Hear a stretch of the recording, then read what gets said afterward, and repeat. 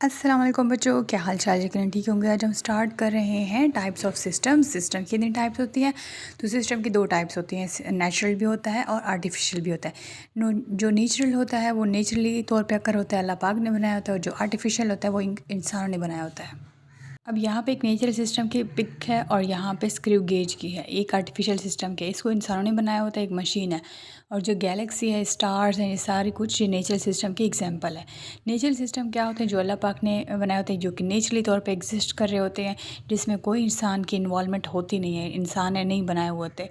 इसकी different types होती हैं, डिफरेंट फार्म्स होते हैं, ये छोटे होते हैं, इसमें बड़े होते हैं। कुछ सिस्टम्स एटम सेल, हमारी इवन हमारी बॉडी के अंदर भी सिस्टम्स होते हैं, और जंगलात जितने भी हैं और समंदर जितने भी हैं, ये सारे के सारे नेचुरल सिस्टम के अंदर आ जाती हैं। नेक्स्ट है फिज़िकल सिस्टम। इसमें फ़िज़िक्स के लॉज अप्लाई होंगे।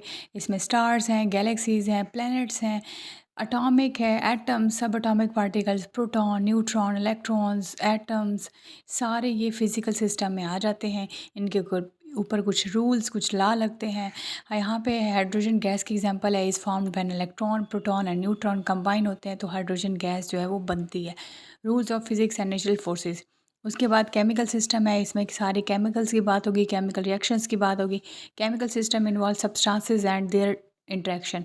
सब्सटेंसेस का आपस में क्या इंटरेक्शन होता है, आपस में क्या ताल्लुक होता है, कैसे वाटर बनता है, पानी कैसे बनता है। पानी का फार्मूला है H2O, हाइड्रोजन और oxygen.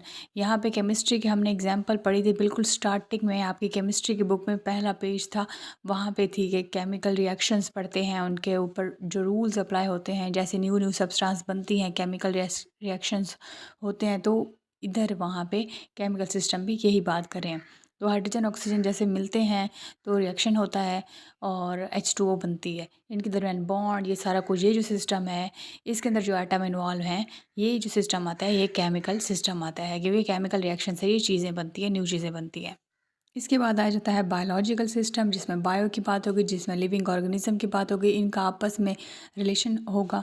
They governed by biological processes, growth, reproduction, metabolism, ये सारे के सारे सिस्टम्स, हमारी बॉडी के अंदर जो सिस्टम है, हमारी बॉडी के ऑर्गन्स किस तरह ग्रो करें, ग्रोथ करें, रिप्रोडक्शन वाले प्रोसेसेस, मेटाबॉलिज्म, हम जो खाना खाते हैं वो किस तरह एनर्जी में कन्वर्ट होता है, ये सारे के सारे सिस्टम्स बायोलॉजिकल सिस्टम में आ जाते हैं। अब एक बात की गई कि बायोलॉजिकल सिस्टम जो है वो केमिकल सिस्टम से भी थोड़ा बहुत रिलेट करता है, इंटरेक्ट करता है कम्प्लेक्स वे में, लिविंग सेल्स के अंदर, और टिश्यूज़, ऑर्गन सिस्टम किस तरह बनते हैं।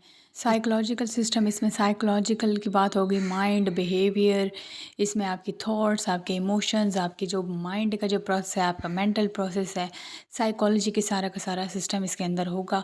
आपके ब्रेन से रिलेटेड सारी चीज़ें होंगी उसमें, ब्रेन के अंदर ज़ाहिर इमोशंस हैं, बिहेवियर है, सारा कुछ इसके अंदर होगा। तो ये जो सिस्टम है इसको हम साइकोलॉजिकल सिस्टम कहते हैं। इसको एक बार पढ़ लेना है आपने, ये बहुत आसान है।